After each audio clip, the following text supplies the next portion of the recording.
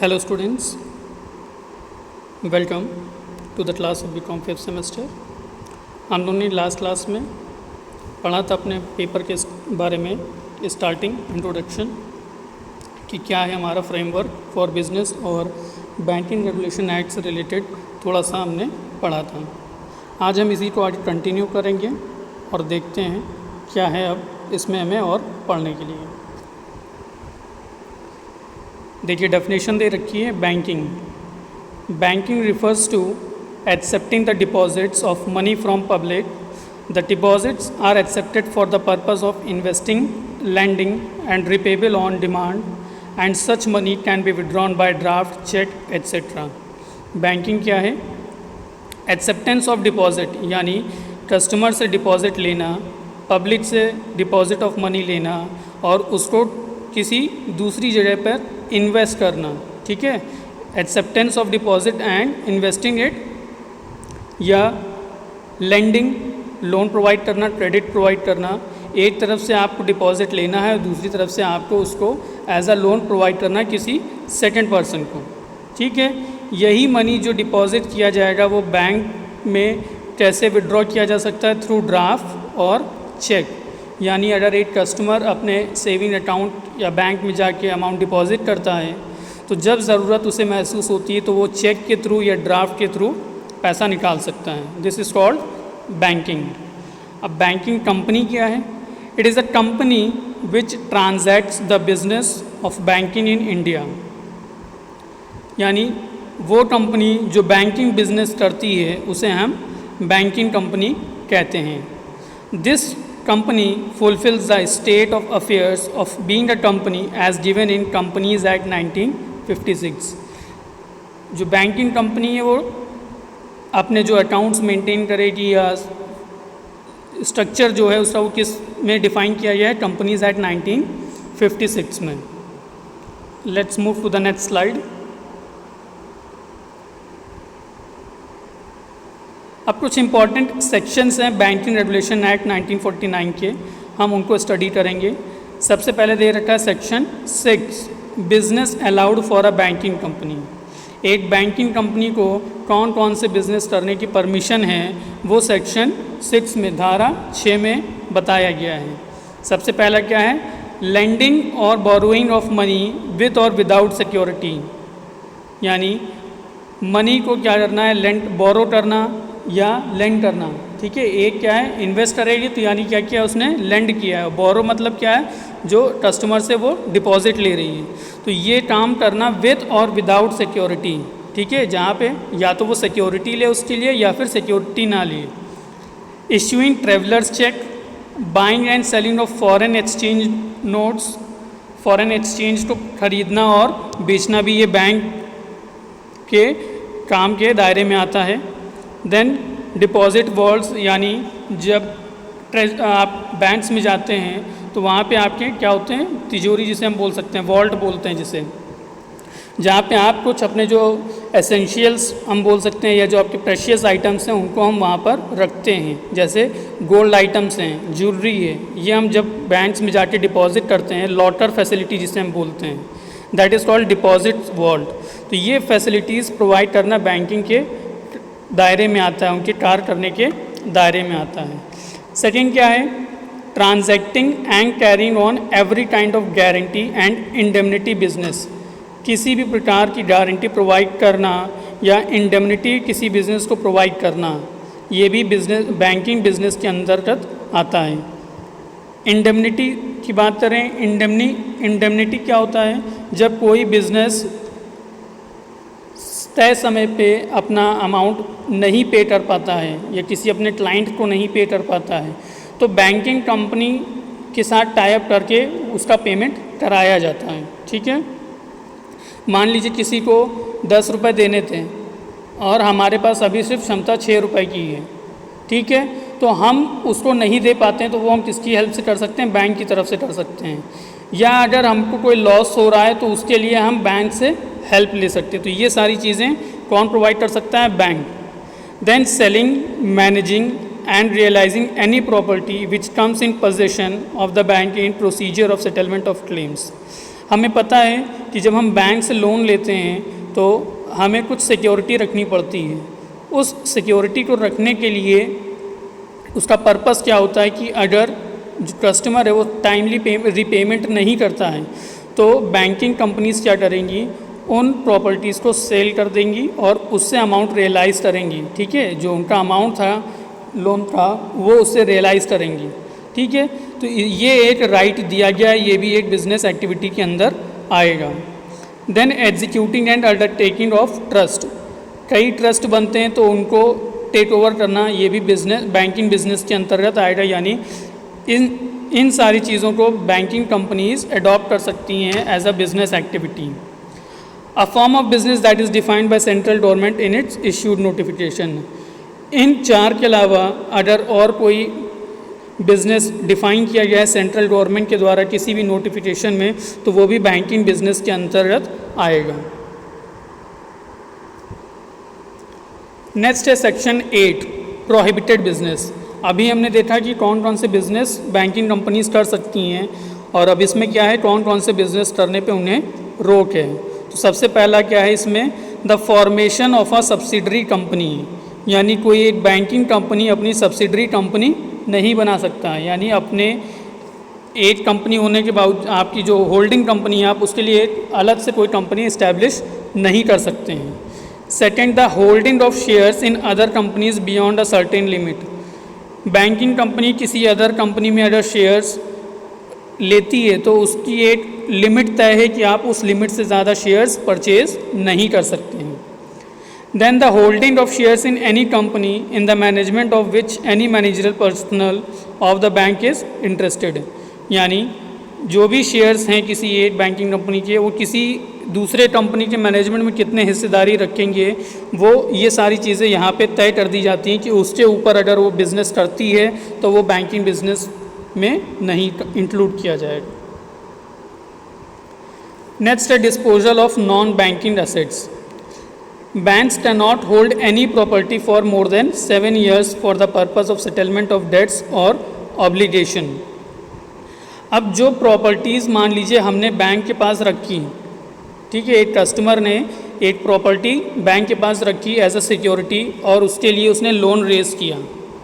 जब रिपेमेंट की बारी आई तो वो रिपेमेंट करने में असमर्थ हुआ तो बैंक ने क्या किया, उस प्रॉपर्टी को बेच दिया। ठीक है, तो वो जो बेचने के प्रोसेस है, कंपनी क्या है, जो बैंकिंग कंपनी उस प्रॉपर्टी को अपने पास मैक्सिमम 7 साल तक रख सकती है। 7 साल से ऊपर होगा तो वो उसको नहीं रख सकेगी। ठीक है, यानी कोई भी प्रॉपर्टी बैंक अपने पास 7 साल से ऊपर नहीं रख सकती जो एज अ सिक्योरिटी उसके पास रखा गया है। कब, जब वो डेट्स पेमेंट नहीं कर पा रहा है। ठीक है, अगर इस लिमिट को बढ़ाना है तो आरबीआई 5 साल के लिए बढ़ा सकता है, उसके लिए आपको प्रॉपर परमिशन की ज़रूरत पड़ेगी। ये है आपका सेक्शन 9। नेक्स्ट है section 17 reserve fund. Every banking company must generate a reserve fund out of its earnings after tax and interest, यानी हर एक बैंकिंग कंपनी को एक अपना रिजर्व फंड क्रिएट करना होगा। कब, अपने जितने भी टैक्सेस हैं, जितने भी इंटरेस्ट पे करने हैं उन सबको पे करने के बाद। Such reserve amount should be any rate 20% of such profits, यानी कोई भी रिजर्व फंड जो बनेगा वो प्रॉफिट से ही बनेगा तो वो 20% से ऊपर का बनना चाहिए, प्रॉफिट्स का 20% होना चाहिए। Exemptions can be provided only if the cumulative amount of reserve fund and securities premium is greater than the paid up capital of the company। इसमें छूट कब मिलेगी, जब आपकी जो पेड अप कैपिटल है और जो रिजर्व फंड और सिक्योरिटीज़ प्रीमियम है वो अमाउंट, जो रिजर्व फंड और सिक्योरिटीज़ प्रीमियम का अमाउंट है वो किससे ज़्यादा हो, पेड अप कैपिटल से, तब वहाँ पे आप 20% से ऊपर का प्रॉफिट के थ्रू आप रिजर्व फंड क्रिएट कर सकते हैं। नेक्स्ट है cash reserve section 18। At least 3% of the total demand and time liability should be kept as cash reserve और should be secured in current account with RBI. इसमें बता दिया गया है कितना किसी भी बैंक को एज अ रिजर्व मेंटेन करना है। ठीक है, एटलीस्ट 3% सेक्शन 18 के तहत हर बैंक को अपने पास एक कैश रिजर्व मेंटेन करके चलना है। Section 29 accounts and balance sheet. Her banking company को अकाउंट्स अपने मेंटेन करना है, बैलेंस शीट मेंटेन करनी है, और अगर किसी कंपनी में 3 से ज़्यादा डायरेक्टर हैं तो वहाँ पे तीनों डायरेक्टर साइन करेंगे, और अगर 3 से कम हैं तो वो 3 डायरेक्टर साइन करेंगे। मान लीजिए अगर 5 डायरेक्टर्स हैं तो उसमें 3 डायरेक्टर्स उसको साइन करेंगे, और किसी कंपनी में अगर 3 से कम डायरेक्टर हैं तो यानी जितने भी हैं 3 हैं तो उन तीनों को साइन करना पड़ेगा। If the numbers of directors fall short of 3 then all the directors must sign the accounts. In case of banking company incorporated outside the nation, accounts must be signed by principal officer or manager of the company in India. अगर कोई banking company जो किसी दूसरे country में registered है, ठीक है यहाँ की लेकिन वो रजिस्टर्ड किसी दूसरे कंट्री में है, तो जो उसकी अगर ब्रांच यहाँ पर है इंडिया में, तो इंडिया में जो उसका सबसे मेन प्रिंसिपल ऑफिसर होगा, जो मैनेजर होगा, उस रिपोर्ट को वो साइन करेगा। Next, auditing of banking company, section 30। हम लोगों ने लास्ट सेमेस्टर में ऑडिटिंग में भी पढ़ा था बैंकिंग कंपनी का कैसे ऑडिट होता है, क्या क्या चीज़ें वहाँ पे फॉलो की जाती हैं। वैसे इसमें भी ऑडिटिंग को बताया गया है। क्या है कि balance sheet and profit and loss made compliant with section 29 must be audited by a person qualified under law to discharge his duties as an auditor. यानी सेक्शन 29 के अकॉर्डिंग ऐसे व्यक्ति को इसकी अथॉरिटी होगी, इसकी पावर होगी बैंकिंग कंपनी को ऑडिट करने का, जिसके पास वो एसेंशियल क्वालिफिकेशन हैं। ठीक है, the banking company must obtain the approval of RBI before removal और appointing and reappointing of auditors. Banking company को RBI से परमिशन लेनी पड़ेगी, कब? किसी ऑडिटर को रिमूव करने के लिए, किसी ऑडिटर को अपॉइंट करने के लिए, या किसी ऑडिटर को रीअपॉइंट करने के लिए। When RBI is not satisfied with financial statement of bank, it can give order of carrying a special audit. अगर RBI बैंकिंग कंपनी के ऑडिट से सेटिस्फाइड नहीं होती है तो वो एक स्पेशल ऑडिट के लिए परमिशन दे देगा या एक ऑर्डर पास करेगा, जिसके लिए उस बैंकिंग कंपनी का दोबारा ऑडिट होगा। The liabilities and powers scope of auditor are same as given in section 227 of Companies Act 1956। यानी जितनी भी लाइबिलिटीज़ हैं, पावर्स हैं, स्कोप हैं ऑडिटर की, वो ऑलरेडी जो कंपनीज एक्ट में डिफाइन की गई हैं वो यहाँ पर भी एप्लीकेबल होगा। कैपिटल रिक्वायरमेंट क्या है कि अगर कोई बैंकिंग कंपनी है, अगर उसको बिजनेस इस्टेब्लिश करना है तो उसकी जो मिनिमम पेड अप कैपिटल क्या होगी? 5 लाख। 5 लाख से नीचे नहीं होना चाहिए। Further, the subscribe capital of banking company should not be less than 1/2 of authorise capital. जो सब्सक्राइब कैपिटल होगी वो ऑथराइज कैपिटल यानी अधिकृत पूंजी की आधी होनी चाहिए या आधी से ज़्यादा होनी चाहिए। ऐसे ही जो आपकी पेड अप कैपिटल होनी चाहिए वो क्या होनी चाहिए? सब्सक्राइब कैपिटल की आधी होनी चाहिए या आधे से ज़्यादा होनी चाहिए। If capital has to be increased above rules must be complied with a minimum period of 2 years। अगर किसी बैंकिंग कंपनी को अपनी कैपिटल इंक्रीज़ करनी है रूल्स के अकॉर्डिंग तो कम से कम 2 ईयर्स का टाइम पीरियड उसको लगेगा, यानी 2 ईयर्स आपको देना पड़ेगा। For setting up a new banking company 100 crore which should be raise to 300 crore of commencement of business. यानी अगर एक नया बिजनेस स्टार्ट करना है तो कम से कम उसकी कैपिटल कितनी होगी? अब 100 से 300 crore. Minimum capital to be set up a local area bank is 5 crore. किसी बैंकिंग कंपनी को अगर एक लोकल एरिया बैंक इस्टेब्लिश करना है तो उसकी मिनिमम कैपिटल क्या है? अब 5 करोड़ रुपए। और किसी फॉरेन बैंक को अगर बिजनेस इस्टेब्लिश करना है इंडिया में तो उसको कैपिटल कितनी लानी पड़ेगी? $10 मिलियन। नेक्स्ट देखते हैं management. Board of Directors. At least 51% of Board of Directors of a banking company must consist of person who have a specialized knowledge and should not proprietors of any trading, commercial or industrial concern।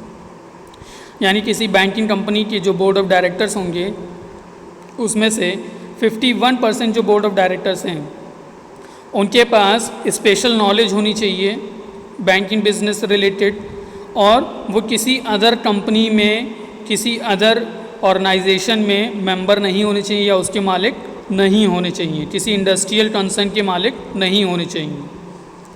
Next, whole time chairman. Not be adjudicated insolvent, कोई भी chairman जो है वो insolvent नहीं होना चाहिए। Insolvent मतलब उसके ऊपर किसी भी प्रकार की देनदारी नहीं होनी चाहिए। दूसरा, उसके अगेंस्ट कोई भी क्रिमिनल ऑफेंस ना चल रहा, उसके अगेंस्ट कोई भी क्रिमिनल केसेस नहीं चलने चाहिए। Third, be a managing agent और take remuneration in the form of commission और a share in the profit of company और whose remuneration is excessive in the opinion of RBI. RBI के according कितनी remuneration तय की जाएगी, कितना commission दिया जाएगा, कितना शेयर ऑफ प्रॉफिट दिया जाएगा, ये भी इसी मैनेजमेंट में ही तय किया जाता है। ओपनिंग ऑफ न्यू ब्रांचेस, अगर नई ब्रांचेस ओपन करनी है तो उसके लिए क्या क्या कंडीशंस हैं। पहले तो क्या है कि आपको इस्टेब्लिश करना है तो उसके लिए एक प्रायर परमिशन आपको लेनी पड़ेगी। ठीक है, आपको सबसे पहले एक परमिशन लेनी पड़ेगी आरबीआई से, prior permission for opening new place of business either in India और abroad and also for changing the location of its existing office. ठीक है, अगर आपको अपने बिजनेस का ऑफिस का लोकेशन चेंज करना है तो उसके लिए भी आपको परमिशन लेनी पड़ेगी। The consent not necessary when the banking company changes the place of business within the same city और when an office is open in temporary period not exceeding 6 months। कब परमिशन की ज़रूरत नहीं पड़ेगी? जब एक बैंक को एक अपनी ब्रांच को एक सिटी में ही एक लोकेशन से दूसरी लोकेशन शिफ्ट करनी है। मान लीजिए अभी आपके क्रॉसिंग के पास इंडसइंड बैंक है, अगर यस बैंक है, यस बैंक की ब्रांच यहाँ से शिफ्ट करके अगर आपको सहारा हॉस्पिटल के पास ले जानी है तो वहाँ के लिए परमिशन की रिक्वायरमेंट नहीं होगी। ठीक है, या आपको ब्रांच आपको 6 महीने के लिए कहीं और शिफ्ट करनी पड़ रही है, मैक्सिमम 6 months, 6 months के ऊपर होगा तो आपको परमिशन लेने की ज़रूरत पड़ेगी। Will get permission only after inspection, permission कब दी जाएगी? जब एक बार इंस्पेक्शन हो जाएगा, जब एक बार जांच हो जाएगी उसके बाद। मे ग्रांट कंडीशनल लाइसेंस, कुछ कंडीशन के बेसिस पे भी लाइसेंस उनको दिया जाएगा। न्यू लाइसेंसिंग पॉलिसी है, ये सारी उतना डिटेल में जाने की ज़रूरत नहीं है कि banks with net profit for 3 years इन अ रो, आपको capital adequacy ratio at least 8% maintain करना है। एनपीए होता है नॉन परफॉर्मिंग एसेट, वो आपका कम से कम 15% होना चाहिए, उसके ऊपर नहीं होना चाहिए। और आपकी जो कैपिटल होनी चाहिए वो कितनी होनी चाहिए? मिनिमम 100 करोड़। ये सारी फैसिलिटीज़ हैं, ये सारी चीज़ें हैं तो आपको लाइसेंस लेने में प्रॉब्लम नहीं आएगी for opening a new branch. That's all, thank you class.